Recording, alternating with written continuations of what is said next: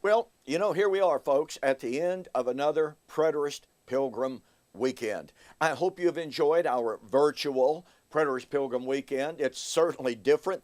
I want to express my appreciation. First of all, I just got to do this. My appreciation to Alan Morton for organizing, doing all of the technical behind the scenes stuff to get it all organized, to put it together so that it makes it easy for you to view these lessons. It took a tremendous amount of work, and by the way, it was his idea. We were just going to cancel the Preterist Pilgrim weekend, and he came up with the idea. And so I just have to give a great big shout out to Alan Morton, my webmaster, for coming up with the idea to present this virtual Preterist Pilgrim weekend, and then for doing all of the work to get it properly organized.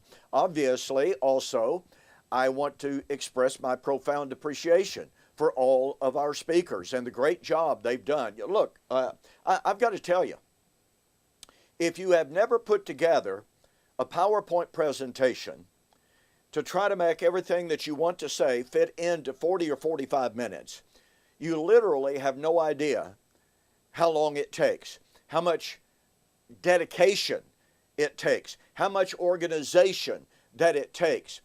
I have been over my 3 lessons, my PowerPoints.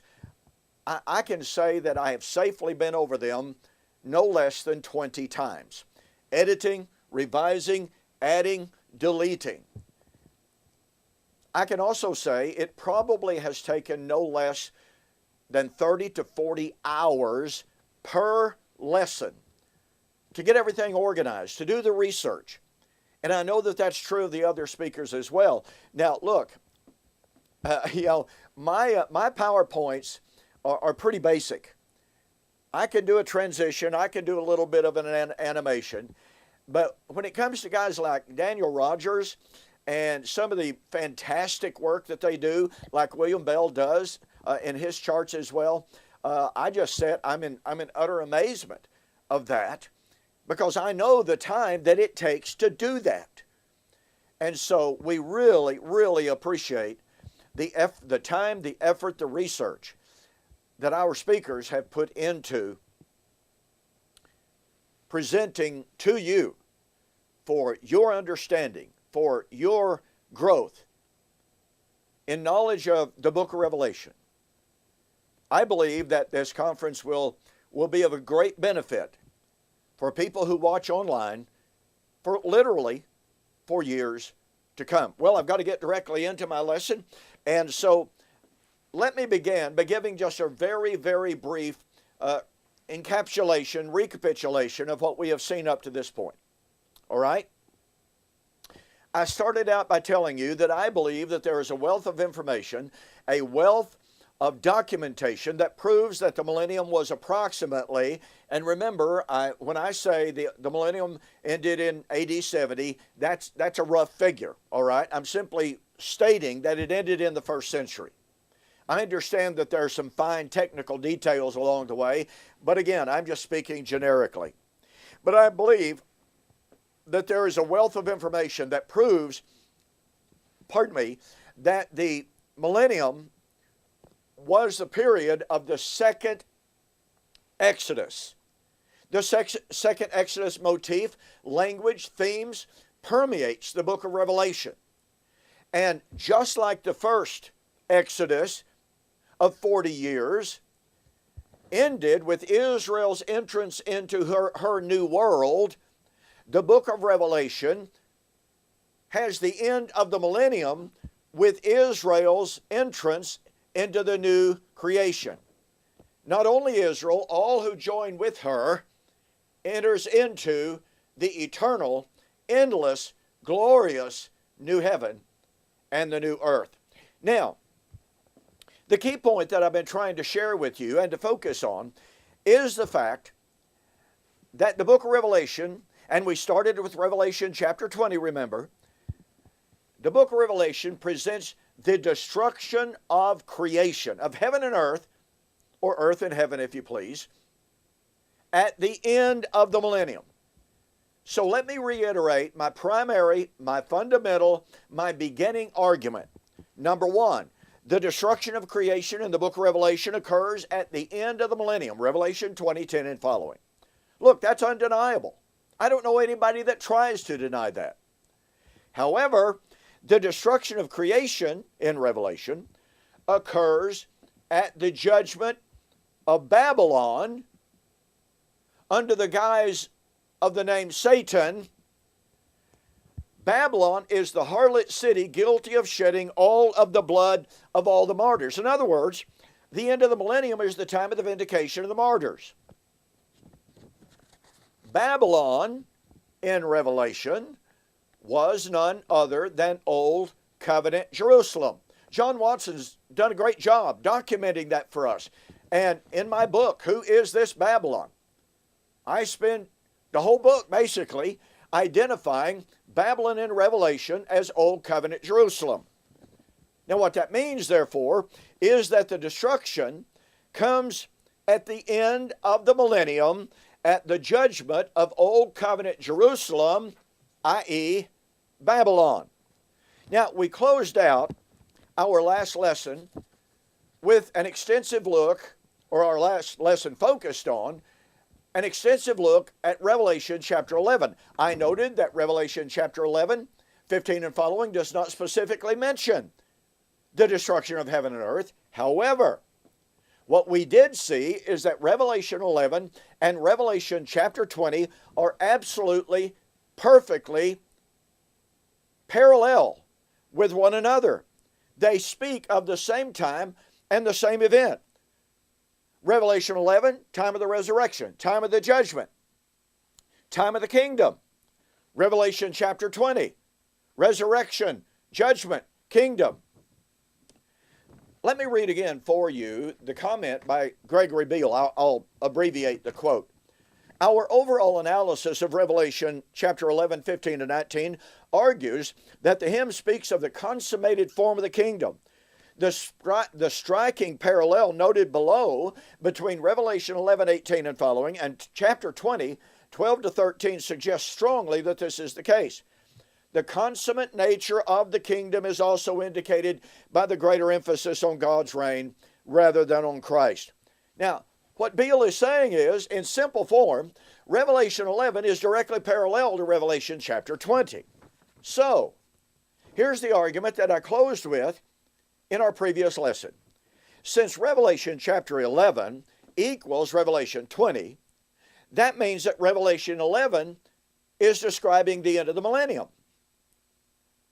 But since Revelation 20 posits the destruction of heaven and earth at the end of the millennium, and Revelation 11 is directly parallel with Revelation 20, that means that Revelation chapter 11, even though it does not use the term or the terminology of the destruction of heaven and earth, it's nonetheless talking about that. We have also seen that Revelation 11 takes place at the judgment of the city where the Lord was crucified. I don't know how anyone could deny that. And so therefore that means that the end of the millennium, the resurrection, the judgment, the kingdom, all came to fruition at the time of the judgment of Babylon. Now, listen, some former preterists have become really, really fond of inserting humongous temporal gaps into the biblical text where there is no indication whatsoever of any temporal gap. For instance, Sam Frost goes to Daniel chapter 11, verse 1, and says, well, Daniel 12, verse 1, where it says, at that time there should be great tribulation, that refers to the time of Antiochus Epiphanes. But verse 2, and many of those who sleep in the dust of the earth shall arise, that's the resurrection at the end of time. So in other words, Mr. Frost inserts a gap of so far 2,500 years between Daniel 12:1 and Daniel chapter 12 and verse 2. So what does he do in Revelation chapter 11? Well, Revelation chapter 11, verse 8, may indeed be speaking about the destruction of Jerusalem. Oh, but wait a minute. It's not just Jerusalem. He now takes the position that the great city where the Lord was crucified is also an allusion to other cities guilty of the same crimes. That Babylon is a reference to a composite city, not just Jerusalem. Now, I'll say this as kindly as possible. There's not a shred of evidence to support that. Not a syllable of evidence. That is a contrived, invented theological argument without any merit whatsoever. So let me say again, there is not a hint of a clue, of a suggestion, of an idea that there is a gap between the judgment of the great city in Revelation 11 and the judgment of Revelation 11:15 and following. That means that the resurrection of Revelation 11:15 at the judgment of the city is the resurrection of Revelation chapter 20, which is at the destruction of heaven and earth at the end of the millennium. But since the judgment of Revelation 11 is the judgment of the great city where the Lord was slain, this means that the judgment and the resurrection of Revelation 11:15 occurred at the end of the millennium, as I just suggested, and that in turn means that, quote, heaven and earth passed away at the judgment of the city where the Lord was slain. Now, this is vindicated, this is confirmed, if you please, no pun intended, by the fact that the judgment and resurrection of Revelation 11 is the time of the vindication of the martyrs, just as in Revelation chapter 20. It is the vindication of the martyrs. Revelation 11, the time of the dead that they should be judged, the time that you should reward your prophets and the saints. Revelation chapter 20 is the time of the vindication of the martyrs who had been given thrones, and they waited for the millennium until the judgment of Satan, their great persecutor. So, once again, this identity, this perfect conflation, is confirmed by the fact that the judgment and resurrection of Revelation 11 is the time of the vindication of the martyrs, as in chapter 20. Thus, unless one can prove irrefutably that this vindication of the martyrs in chapter 11 and chapter 20, which, by the way, John was told was at hand, coming shortly, coming soon, without delay. Now, unless you can divorce Revelation chapter 11, oh, and by the way, Revelation 16, and oh, by the way, chapter 17 and 18, and chapter 20, from the promise of the vindication of all of the blood of all the righteous shed on the earth from righteous Abel forward, unless you can delineate between the promise of the vindication of the martyrs at the end of the millennium, at the destruction of heaven and earth, from the promise of the vindication of the martyrs in the judgment of Jerusalem in AD 70, then what? Guess what that proves, folks? It means that the end of the millennium and the passing of heaven and earth occurred in AD 70. So, here's what we have seen from Revelation 11, 16, and 20. We have seen that there is one harmonious, consistent narrative concerning the passing of creation.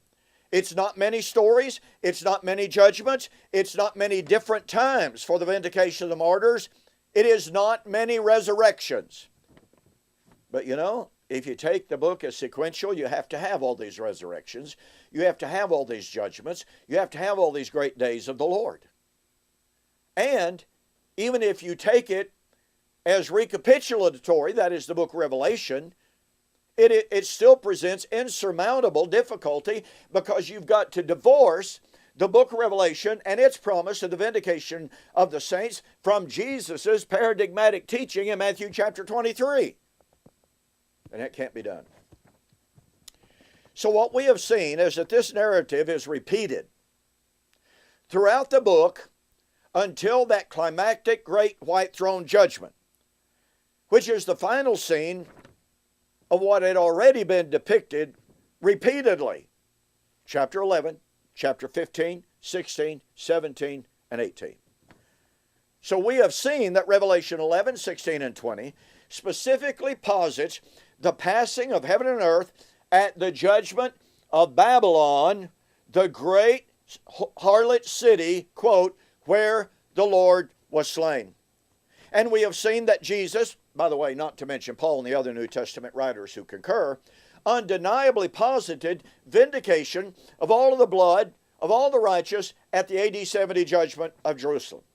So I believe that we can safely say that we have proven with very careful exegesis, with emphatic statements of Scripture, that heaven and earth passed away, the end of the millennium arrived, and the judgment of the great harlot city in AD 70. Now, let's drive this home by going to another key text that talks about the destruction of heaven and earth, and that's Revelation chapter 6. Now remember, we started at chapter 20. The reason I started at chapter 20 was because no one denies that Revelation 20 posits the destruction of heaven and earth at the end of the millennium. But guess what? Revelation 6 likewise talks about the destruction of heaven and earth. It does not specifically mention the passing of the millennium, but it talks about the passing of heaven and earth. So, once again, are we talking about in chapter 6? Are we talking about a different passing of heaven and earth from the passing of heaven and earth in Revelation 20? Are we talking about a different day of the Lord in Revelation 6 from the great day of the Lord in Revelation 20? Are we talking about a different vindication of the martyrs in Revelation 6 from the vindication of the martyrs in Revelation 20? No, we are not. What we find in Revelation chapter 6 is that just as exactly as we find in chapter 16 and 20, we find the destruction of creation at the great day of the Lord. What is so significant about this is that it can be proven, I believe, with virtual certainty that Revelation 6 is a prediction of the judgment of Jerusalem in AD 70. Through some intertextual examinations, which we're about to get into, and I got to hurry here, I believe that identification is absolutely firm. So, if Revelation 6, listen to me, if Revelation 6 is the same time and same event as Revelation 11, if it's the same time and event as Revelation 15, 16, and 20, at the destruction of creation at the end of the millennium, then that means that if Revelation 6 was fulfilled in AD 70, then the millennium ended in AD 70. So, let's start an examination of Revelation chapter 6. John said, when he opened the fifth seal, I saw under the altar the souls of those who had been slain for the word of God and for the testimony which they held. And they cried with a loud voice, saying, How long, O Lord, holy and true, do you not judge and avenge our blood on those who dwell on the earth? Now, what are they wanting? They're wanting blood for blood. Lex talionis, just like in chapter 16. Anyway, then a white robe was given to each of them, and it was said to them they should rest a little while longer. Notice he doesn't say for a couple of thousand years. Anyway, until both the number of their fellow servants and their brethren, who would be killed as they were, should be completed, filled up to the measure. I looked when he opened the sixth seal, and behold, there was a great earthquake, just as in chapter 16. And the sun became black as sackcloth of hair, and the moon became like blood, and the stars of heaven fell to the earth as a fig tree drops its late figs when it is shaken by a mighty wind. Then the sky receded as a scroll when it is rolled up, and every mountain and island was moved out of its place. That's chapter 16, 19, and following. And the kings of the earth, the great men, the rich men, the commanders, the mighty men, every slave and every free man, hid themselves in the caves and the rocks of the mountains, and said to the mountains and rocks, Fall on us, hide us from the face of him who sits on the throne, and from the wrath of the Lamb. For the great day of his wrath has come. Who is able to stand? Now look, folks, I really believe that this passage is, in fact, paradigmatic for the rest of the apocalypse. Now, I very well could have started here in my very first lesson. But again, the reason I didn't start here is because we don't find a specific reference to the end of the millennium in Revelation chapter 6. We do in chapter 20, and therefore that's why I chose to start with chapter 20 and the universally admitted reality that Revelation 20 posits the destruction of heaven and earth at the end of the millennium. Now, there are several things to be noted about Revelation chapter 6. Number one, it is the destruction of creation, verse 12 and following. Number two, it draws directly from the language of Old Testament prophecies of historical days of the Lord. Those days were never end of time events. The language used was always metaphoric. And by the way, you can see my book, Who is This Babylon?, for a full demonstration of this. The language that John uses in Revelation chapter 6 comes directly from Isaiah chapter 34 and other prophecies, of course. But Isaiah 34 specifically, the sky be rolled up as a scroll. Well, that was a prophecy of the destruction of Edom at the great day of God's wrath, when heaven and earth would be destroyed. Well, guess what? In Malachi chapter 1, verses 2 and following, Malachi looks back on the destruction of Edom as an accomplished, fulfilled reality. Now, since Isaiah 34 predicted the destruction of heaven and earth at the great day of God's wrath, but Malachi chapter 1, 2 and following looks back on the destruction of Edom as an accomplished reality, then that means, guess what? It means heaven and earth passed away at the destruction of Edom at the great day of God's wrath. Edom was destroyed in approximately 583 BC by the Babylonians. So, this language of Revelation chapter 6 is taken directly from Old Covenant prophecies that predicted historical events, God, sovereignly acting to use one nation to destroy another language. This proves the language is metaphoric. Number three, the language of this day precludes any reference to an end-of-time event that is over, quote, in a moment, in the twinkling of an eye. Now look, if men could run to the hills, hide in the rocks and the caves, then clearly that day is not over in a moment, in the twinkling of an eye. Right? I mean,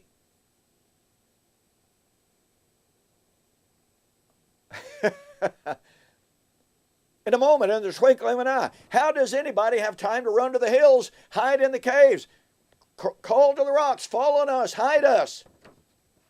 Number four, this language is taken directly from times of invasion. That is, this language of running to the hills, hiding in the rocks and the caves, is taken directly from the Old Testament passages that talked about the invasion, a time of invasion in which men would flee from the invading armies. In Judges chapter 6, 1-3, the Midianites invaded Israel, wreaking havoc on the nation. The inhabitants of the land fled to the mountains and hid in the caves and called to the rocks, fall on us.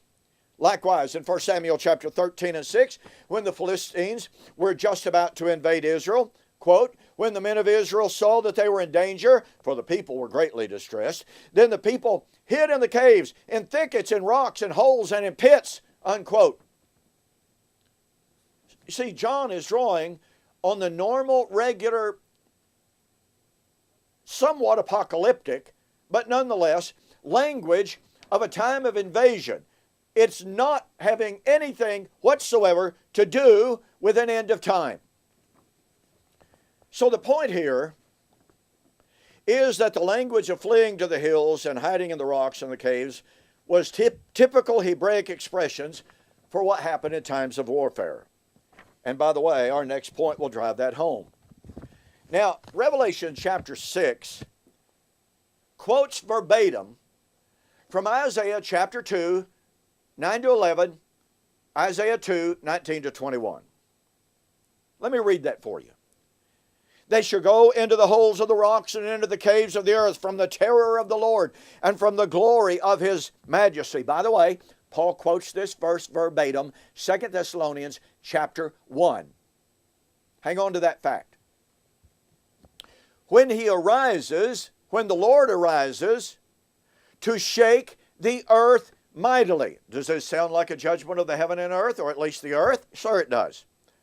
In that day, which is the day of the Lord, a man will cast away his idols of silver and his idols of gold, which they made, each one for himself to worship, to the moles and to the bats, to go into the clefts of the rocks and into the crags of the rugged rocks, from the terror of the Lord and the glory of his majesty, when he arises to shake the earth mightily. Now, I want you to notice something. This is so cool, and it is so incredibly powerful. As Jesus was being led out to his death, to his crucifixion, Luke chapter 23, 28 and following records the following. Daughters of Jerusalem, do not weep for me. Weep for yourselves and for your children. For indeed the days are coming in which they will say, blessed are the barren, wombs that never bore, and breasts which never nursed. Then they will begin to say to the mountains, fall on us, and to the hills, cover us. For if they do these things in the greenwood, what will be done in the dry? Recognize that? Well, of course you do.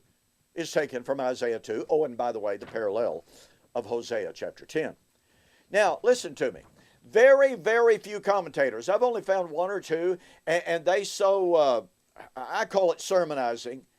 They completely detach their comments from any kind of historical context and just turn the passage into something that has no application at all for those people at that time.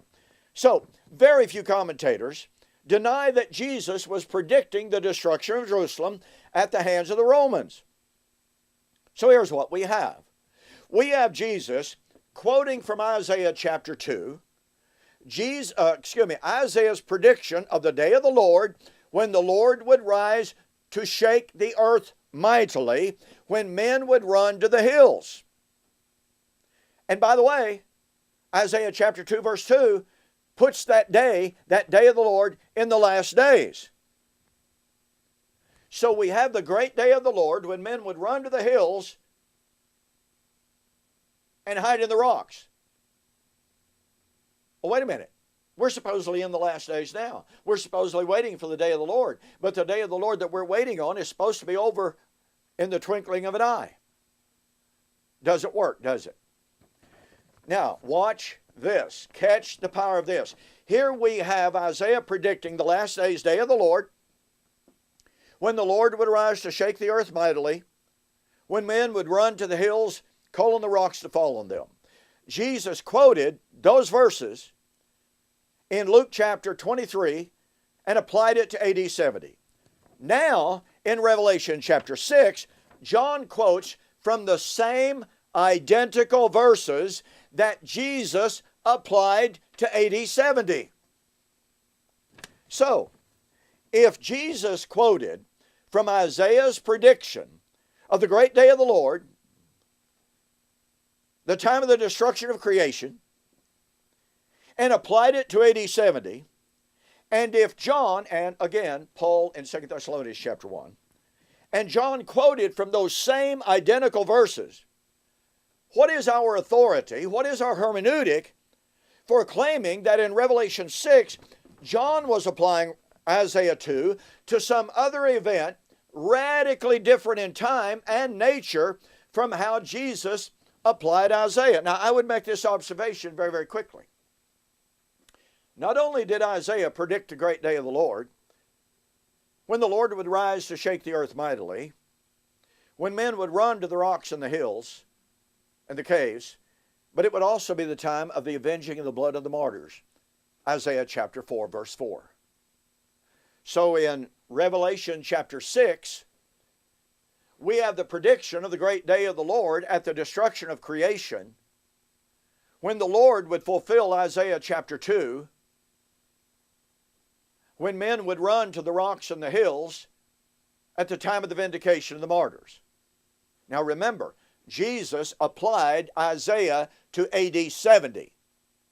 Where is the authority for saying John was speaking of a totally separate and disparate event?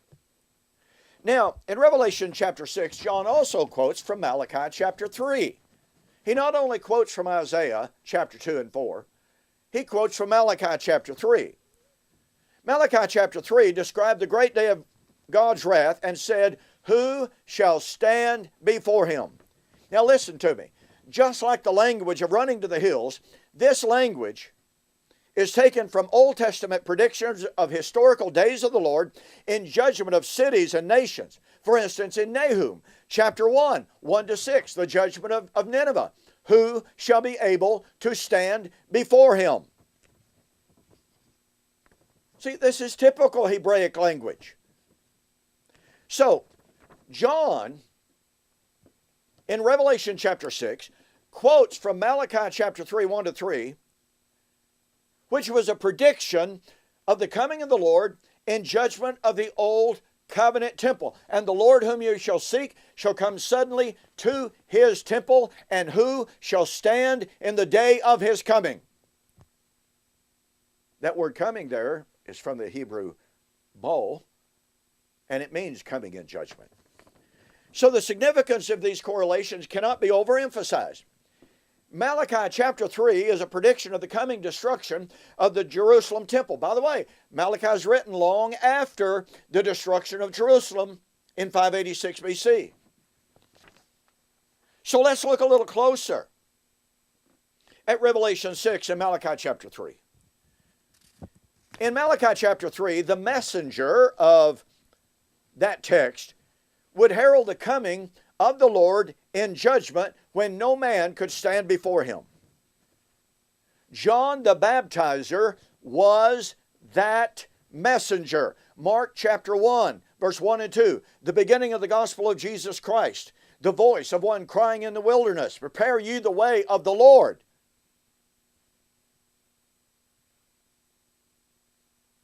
He quotes from Malachi 3. And he applies it to John.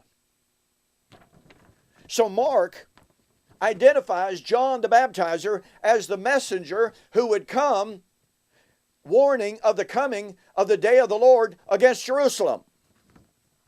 Not only that, that judgment that was coming at the great day of the Lord, the coming of the Lord to his temple in judgment, was to be a judgment of Israel for violating Torah. In Malachi chapter 3, 5 and following, the Lord said that Israel was guilty of mistreating the orphans, the widows, of refusing the pagans or the Gentiles their place in the kingdom. They allowed sorcerers and adulterers. What you have to understand is that every item listed in Malachi chapter 3, 5 to following is taken directly from Torah. In Exodus 22, 18-24, and Deuteronomy chapter 27, 19 and following, those specific, verbatim sins are iterated, and the Lord said, because when you do these things, I will bring the sword of judgment upon you. You shall die by the edge of the sword. This is covenantal judgment. So John was the messenger of Malachi chapter 3 to warn of the coming of the day of the Lord against the temple when no man could stand before him, the time when God would judge Israel for violating Torah. Once again, John, as the messenger, was the fulfillment of Malachi chapter 3. Well, what did John say about that coming judgment in fulfillment of Malachi chapter 3? John said it was imminent. John said, who warned you, speaking of the Pharisees and Sadducees, who warned you to flee from the wrath that is about to come? His axe is already at the root His winnowing fork is already in his hand.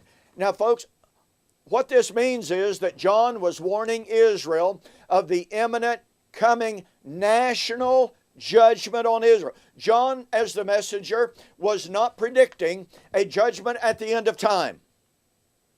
Now, since John, in Revelation 6, is quoting Malachi chapter 3, but Malachi chapter 3 foretold the day of the Lord in national judgment of Israel, then that means that the great day of the Lord, in fulfillment of Malachi chapter 3, quoted in Revelation 6, would be the time of the national judgment of Israel. Oh, but that's not all. John was also, in addition to being the messenger, and you ought to get my book, Elijah Has Come, a solution to Romans 11, 25 to 27. John was the voice of one crying in the wilderness. John was the messenger, and John was Elijah. So, Elijah would come, listen to me carefully. Chapter 3, 5, and 6, judgment for violating Torah, covenantal judgment was coming at the great day of the Lord, when the Lord would come suddenly to his temple, when no man could stand before him. Then Elijah would come, calling on Israel, remember the law of Moses, my servant. What's he doing? He's echoing chapter 3, 5 and 6, 5 and following, where they were in violation of Torah. And because they were in violation of Torah, Malachi would come, calling them back to observance of Torah, and warning them that if they didn't, the great day of the Lord would come. Now listen, as Elijah, John warned of the judgment, as we've already seen, that was about to come, Matthew 3, verse 7. The axe was already at the root. Now, folks, listen. I've cut a little bit of wood in my time, cut down several trees in my time. And I've never known of a situation in which I've already got the axe laid at the root in which I wasn't just about to cut that thing down. This is powerful language of imminence, just as the statement, his winnowing fork is already in his hand. Context of judgment, context of harvest. So, if John as the messenger, and if John as Elijah foretold the great day of the Lord in Revelation 6, which is the time of the destruction of heaven and earth, okay, that means that the day of the Lord of Malachi chapter 3, which is the great day of the Lord of Revelation 6, but the great day of the Lord of Revelation 6 is the time of the destruction of heaven and earth. That means that the coming of the Lord of Malachi chapter 3 is the time of the destruction of heaven and earth, but that means it's the end of the millennium of Revelation chapter 20. Likewise, the coming of Elijah to foretell the coming of the great and terrible day of the Lord, judgment on Israel for violating Torah. But that judgment was near when John wrote, and if that great day of the Lord is the great day of the Lord of Revelation 20, then it's the time of the destruction of heaven and earth, and that means that Revelation 6 clearly is the time of the destruction of heaven and earth. And, as we have shown, Malachi chapter 3 was the prediction of the time of national judgment on Israel. Has nothing to do with an end of time. Okay, we got to move on. So the correlation between Revelation 6, 11, and 16 and the identity of Babylon as the persecutor, being Old Covenant Jerusalem, means that the destruction of heaven and earth in vindication of the martyrs was to be in AD 70. Remember, Jesus emphatically posited the time of the vindication of all of the martyrs for his generation. Matthew 23, Luke chapter 18. Paul did likewise, 1 Thessalonians chapter 2. So once again, unless one can absolutely positively divorce Jesus' paradigmatic teaching on the time and the context for the vindication of the martyrs, This is a controlling factor in our understanding and application of Revelation. Listen, I would strongly urge you to get a copy of Sam Dawson's fantastic book on the vindication of all of the blood. It is in the virtual Preterist Pilgrim Weekend virtual bookstore. It's absolutely great, all right? So, when we examine Revelation 6 in light of all of these facts, there are other elements in chapter 6 that we don't have time to touch on, by the way. Then the evidence mounts up and it becomes insurmountable. Revelation is the great day of God's wrath on the persecutors of the Lord's saints. Well, in Revelation chapter 20, it is the great day of the Lord against Satan, the great persecutor. That great day would be in fulfillment of Jesus' prediction in Matthew 23. That was in AD 70. It would be in fulfillment of Isaiah chapter 2, 19 to 21, which according to Jesus in Luke 23, 28 and following, was in AD 70. It would be in fulfillment of Malachi chapter 3. This means it would be in the fulfillment of the ministry of John the Baptizer, and John posited the fulfillment of his message imminently. It would also be the fulfillment of the promise of the coming of Elijah in Malachi chapter 4. Once again, John said fulfillment of his message was coming soon. So based on all of these facts, since the great day of the Lord in Revelation was to be in AD 70, since the destruction of creation was to be at that great day of the Lord, and since the creation would be destroyed at the end of the millennium, this means without any doubt whatsoever that the millennium ended in AD 70. Now very quickly, let's summarize what we have seen in chapter 6. Revelation 6 cites Isaiah 2, which foretold the day of the Lord, when the Lord would shake the earth mightily. Revelation cites that prophecy along with the language from other day of the Lord prophecies, such as Isaiah 34, prophecies that are demonstrably metaphoric, which predicted the day of the Lord and the destruction of creation, but never the literal destruction of literal creation. We thus have John predicting the day of the Lord's wrath for the vindication of the martyrs that Jesus said would occur in the judgment of Jerusalem. We have John citing Isaiah 2 and the very verses that Jesus applied to AD 70. And remember, Isaiah 4:4 puts that vindication of the martyrs also at the point of the destruction of Jerusalem. We have John quoting the metaphoric language of the day of the Lord against Edom. Now, this is the great day of the Lord's wrath, which is to be conflated with Revelation 11, 16, and 20. Unless you want to say we have at least 4 different great days of the Lord and at least 3, perhaps 4 destructions of heaven and earth. But the great day of the Lord's wrath in Revelation chapter 6 is for the vindication of the martyrs. Just like the great day of the Lord's wrath in Revelation 11, Revelation 16, 18, and 20 is the time of the vindication of the slain prophets. But folks, remember, this is the time of the destruction of creation. Since the great day of the Lord in Revelation 6:12 is the answer to the prayer of the martyrs for vindication, which would come after they received their robes, after they were enthroned, then since the vindication occurs at the end of the millennium, after they receive robes and crowns, so since the vindication occurs at the end of the millennium in Revelation 20, that means that the great day of the Lord and the destruction of heaven and earth in Revelation 6, Revelation 11, Revelation 16 likewise occurs at the end of the millennium. Since, therefore, the vindication would be at the judgment of Babylon, Old Covenant Jerusalem, this proves that the end of the millennium was in AD 70. Now, I would really like to discuss Matthew 24 and 25, especially Matthew 24, 29 and following, but I don't have time. So let's see what we have established. We have shown that the destruction of heaven and earth is posited at the end of the millennium. That is undeniable. We have shown that the destruction of creation is likewise posited at the judgment of Babylon, Revelation 16, the city guilty of shedding the blood of the martyrs.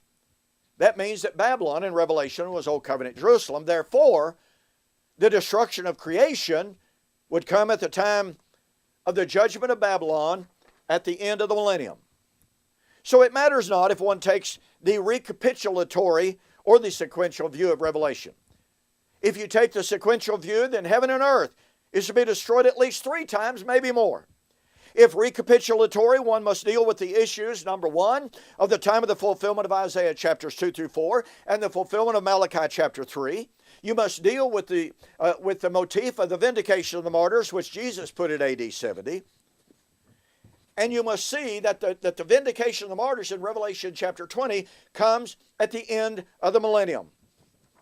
But again, let me reemphasize, the vindication of the martyrs at the judgment and destruction of Babylon, and Babylon was Old Covenant Jerusalem. So to conclude, Revelation presents a consistent and unified doctrine of the destruction of heaven and earth.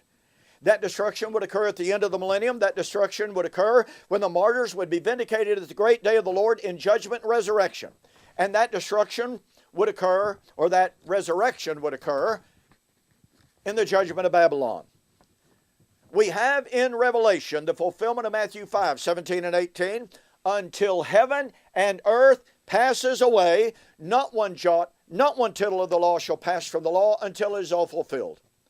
And Jesus said that in the destruction of Jerusalem, quote, these be the days of vengeance in which all things that are written must be fulfilled. So, since Babylon of Revelation was Old Covenant Jerusalem, we have definitive evidence to prove that heaven and earth passed away in AD 70 at the end of the millennium. Thanks so much.